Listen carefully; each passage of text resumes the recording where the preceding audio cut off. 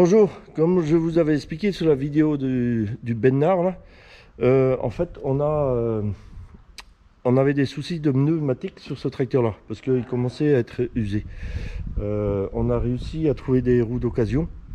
Donc celui-ci était chaussé avant en 16-28 et l'arrière en 20 par 38. Donc nous avons trouvé des roues d'occasion ici. On passe du coup de 16, on passe à 540 et l'arrière au lieu de 20 qui correspond à du 500, on passe en 650. Donc les roues sont là sur la charrette là. Le petit souci c'est que le tracteur il n'a pas la même couleur que celui-ci, ce qui veut dire que les ponts, les choses, les diamètres des vis, rien ne correspond. Comme vous pouvez voir sur cela, le diamètre du pont avant il est très gros. Comparé à celui-ci qui est beaucoup plus petit. Bon, ça se voit peut-être pas à l'œil comme ça, mais il y a une différence. Et l'autre différence, c'est que ici nous avons 12 vis pour tenir la roue, alors qu'ici nous n'en avons que 8. La bonne nouvelle, c'est qu'il y a au moins 2 qui vous correspondent. La mauvaise, c'est qu'il en reste 10 à fabriquer, à percer. Donc ça c'est pour l'avant. L'arrière, on retrouve le même centre ici, donc qui est de 220. Et par contre les goujons ici, nous on est en diamètre 18. Et sur ce tracteur là, c'était du diamètre 20. Donc les trous sont beaucoup plus gros. Donc on va être obligé de modifier tout ça. Voilà.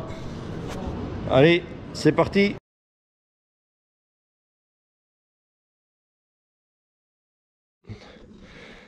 Voilà, ça c'est les roues de devant. Alors comme vous pouvez voir, j'ai enlevé le voile qui était au centre, donc qui ne correspondait pas à notre tracteur, du fait que c'était pas de la même marque. Maintenant, vous voyez les trous en fait ils sont tous carrés. Donc sur les vis qui sont là, il y a une empreinte carrée dessus pour éviter qu'elle tourne quand on visse. Donc le principe est très bien. Par contre, moi faire des trous carrés, je pourrais pas, je sais pas faire. Donc je vais repercer avec des trous ronds. Et pour ça, je vais être obligé de changer les vis. Trouver des vis que je vais prendre en H hexagonale. Donc avec la même puissance, hein, parce qu'ici en fait c'est des vis de 16 de diamètre avec un pas de 150 et une dureté de 10,9, donc 109 kg. Donc je vais racheter exactement les mêmes et en fait il faudra peut-être être 2 pour les serrer.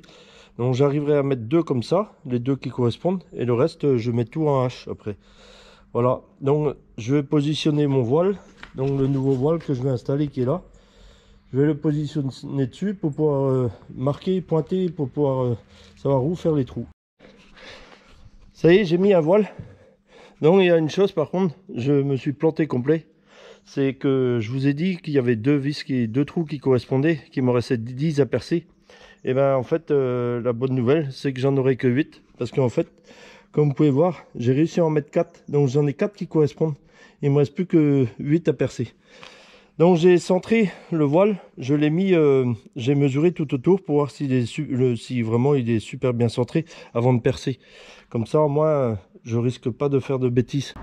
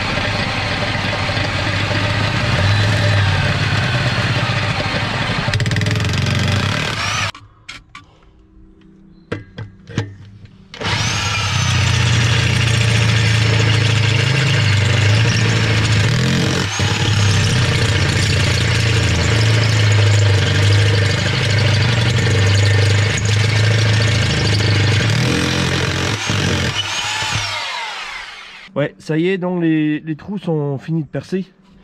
Comme vous pouvez voir là, un peu partout. sur les deux roues. Donc une chose que j'ai oublié de vous montrer, c'est que j'ai fait un repère ici là.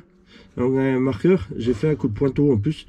Donc j'ai bien repéré le voile de cette roue-ci et le voile de l'autre, de manière à ne pas les inverser. Bon, vous allez me dire, normalement, ça doit aller pile poil. Mais là, en faisant un repère comme ça, sachant que je l'avais centré par rapport à la jante, au moins là, je suis sûr de bien tomber. Et en fait, c'est des choses que des fois, on pense ne pas faire assez souvent, c'est de repérer tout ce qu'on fait quand on démonte. Et là, c'en est l'exemple. Et vous gagnez du temps après par la suite.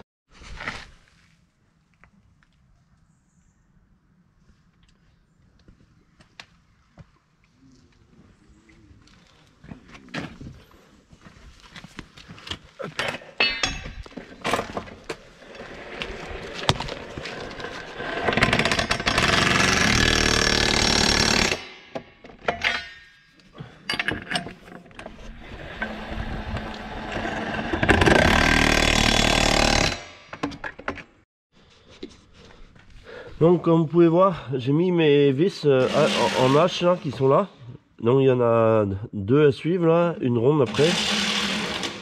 Et ici on voit mieux. Donc si vous voulez, c'est des vis qui sont comme ça. On va marquer 110.9 là, donc c'est la résistance de la vis. Donc ceci c'est du diamètre 16. Donc elles font 60 de long, c'est-à-dire que la longueur c'est du bout là jusqu'à ras de la tête là, il y a 60 mm. Et un pas de 150, donc comme les vis qu'il y avait avant. Alors, moi ce que j'ai fait, j'ai rajouté un peu de frein filet sur les vis en plus, c'est pour ça que vous voyez du produit bleu partout là.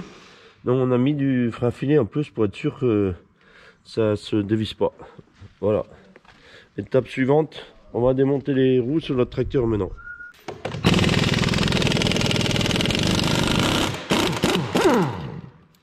Même celle-ci, je l'ai jamais vu caler.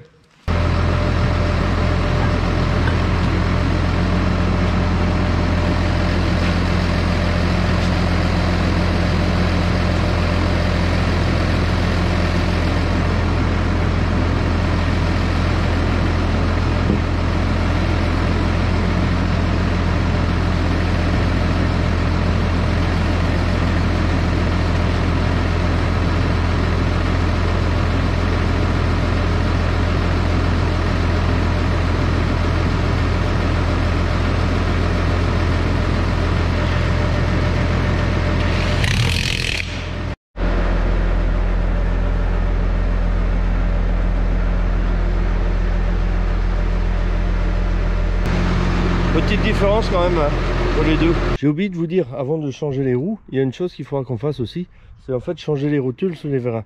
Alors je vais vous expliquer pourquoi. Quand vous voyez que vous avez un nœud qui commence à s'user, mal s'user, que ce soit sur une dent, un crampon à l'extérieur, c'était le cas de notre tracteur ici. En fait, nos crampons extérieurs s'usaient beaucoup anormalement par rapport aux crampons intérieurs. Alors en fait, quand on a regardé, c'est parce qu'il y avait un peu de jeu dans les rotules. Pourquoi il y avait du jeu dans les rotules? Bah, c'est parce que c'est un tracteur, en fait, bon, c'est pas un gros tracteur, mais c'est notre gros tracteur à nous. Et en fait, il est très sollicité avec des outils assez lourds. Et c'est pour ça que souvent, on met une masse qui fait 1 tonne devant. Elle reste souvent sur la charrue, parce que, sur le tracteur, parce que voilà, on s'en sert pour charruer, pour faire les gros boulots. Et en fait, tout ça, ben, sur le déport là, des bras, et ben, automatiquement, le poids, en fait, quand vous tournez le volant, et ben ça agit sur les rotules des vérins, et à force, ben, quand c'est dur à tourner, ben ça crée une usure prématurée un petit peu. Du coup, comme j'avais vu que les crampons s'usaient mal, bon, ce qu'on a fait, c'est à court terme, on a juste démonté les deux nœuds, on les a inversés, et en fait ça a permis de bien les user, de les user à peu près propres, en sachant qu'on allait les changer. Évidemment, maintenant, en mettant des nouvelles roues, je vais pas m'amuser à garder des rotules dans lesquelles il y a du jeu dedans. Donc, une fois qu'on va tirer les roues, là, ce que je vais faire, c'est que je vais changer tous les rotules des vérins, et je vais vous montrer le peu de jeu qu'il y a dans chaque, mais mis bout à bout, sachant qu'il y en a 4, et ben vous verrez, ça reprend un petit peu quand même.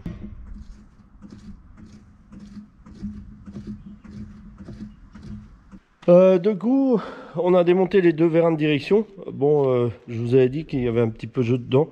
Donc voici les axes en fait. On voit que les axes sont marqués. On voit qu'il y a l'emplacement de la rotule qui, à force de bouger, qui a un petit peu bouffé l'axe. Donc ça c'est un axe de 25. Alors ce que j'ai fait pour les enlever, je me suis fabriqué un petit chasse-goupille. Parce que en fait, j'en avais un en diamètre 14, mais il a été un peu trop long. Et parce que en fait quand vous le mettez droit vers le bas, après vous aviez pas assez de course avec le marteau pour taper. Donc je m'en suis fait un court juste de la longueur qu'il fallait pour augmenter la course. Donc vous voyez la différence, la course de frappe.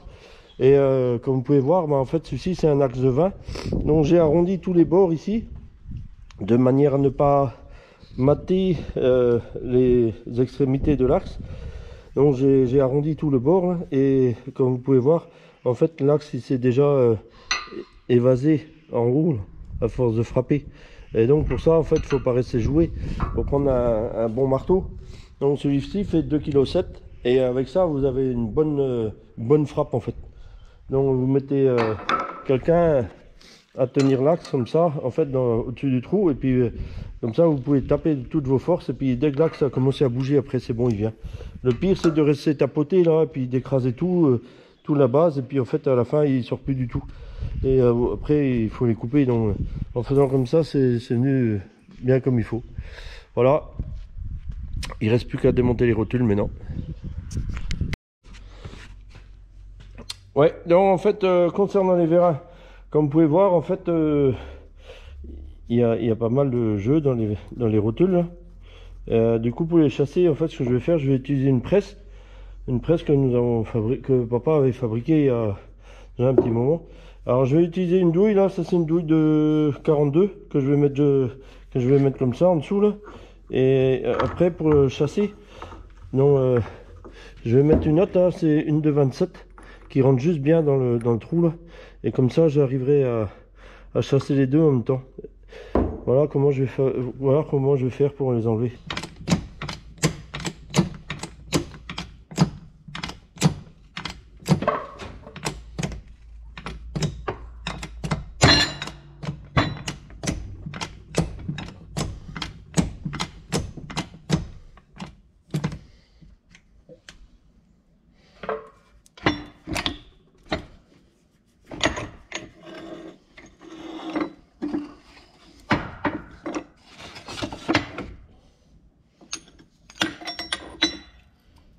Et voilà, en fait on a récupéré les roulements neufs, comme vous pouvez voir. Donc ils sont là. Et ce que j'ai fait, j'ai démonté et j'ai enlevé la rotule qu'il y avait à l'intérieur d'un vieux pour permettre de mettre le nouveau. Comme ça ils vont pile poil en place. Du coup je me sers du vieux pour coincer. En fait au lieu de faire ça à la presse, je fais ça carrément dans l'étau. Comme ça on arrive plus facilement à contrôler pour être sûr de rien foirer du tout. Alors quand vous voyez en fait il y a des petits trous là sur le côté là. C'est ces trous là qui permettent, et même à l'intérieur ici il y en a aussi, vous voyez il y a une bague tout autour là, c'est creusé, et en fait c'est là que la graisse circule, et d'où l'intérêt de bien graisser en fait les vérins de direction pour que la graisse passe partout et que ça évite une usure prématurée. Ça n'empêche qu'elles vont user quand même, mais beaucoup moins vite. Donc là en fait on va mettre ça avec un étau tout simple à l'intérieur. Voilà.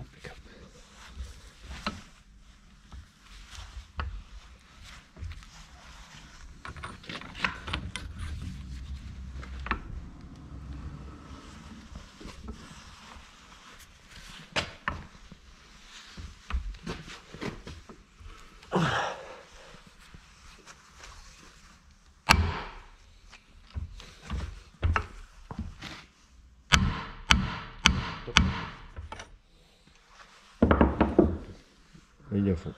Ouais, c'est bon, il y a place pour la gabague. Celle-ci. Donc ça y est, les vérins de direction sont remontés. Donc ils étaient là. Alors, quand je vous ai dit, en fait les graisseurs là, ils sont au bout. Ils sont carrément au bout des axes. Et l'axe il est percé de part en part, en fait pour permettre d'alimenter la graisse au milieu de la rotule. C'est pour ça que vous avez vu des trous tout à l'heure. qui communiquent.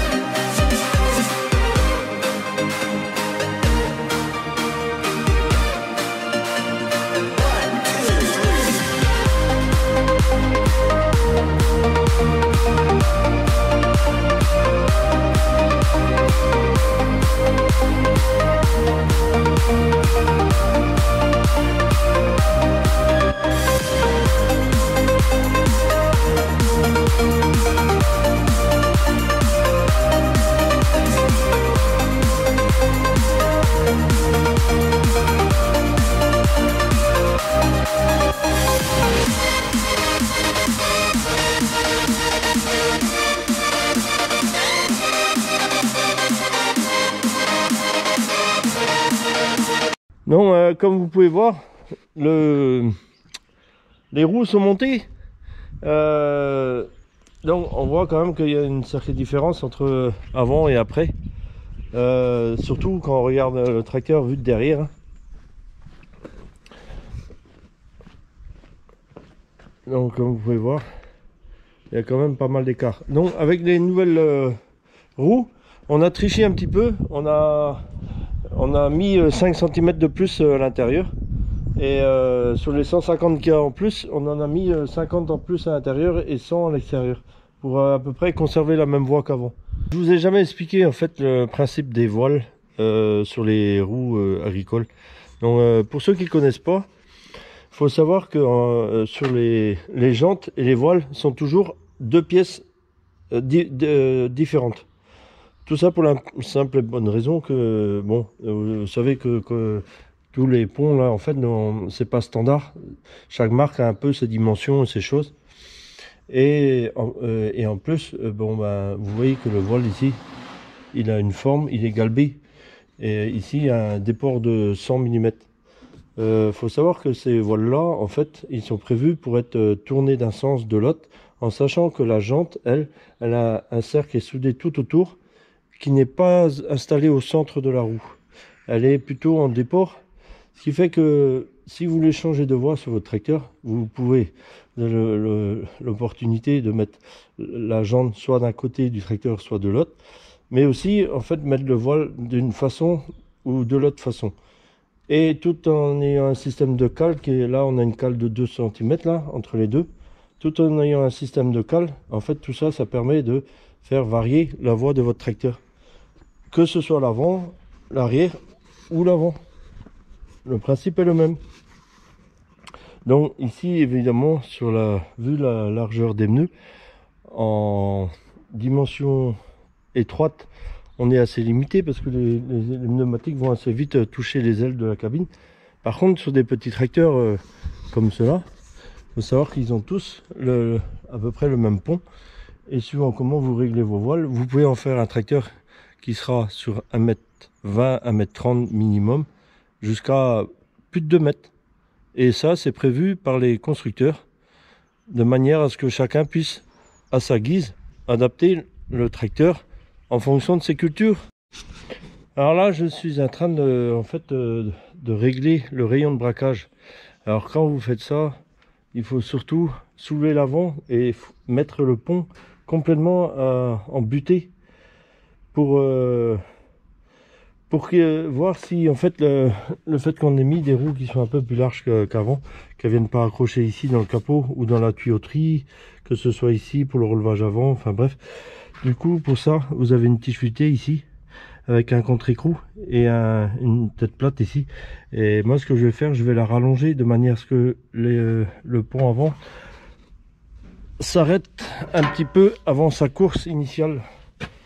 Voilà, donc c'est tout simple, hein. Donc j'ai desserré l'écrou, vous voyez, je vais faire un tour complet sur la vis et comme ça va être bon là.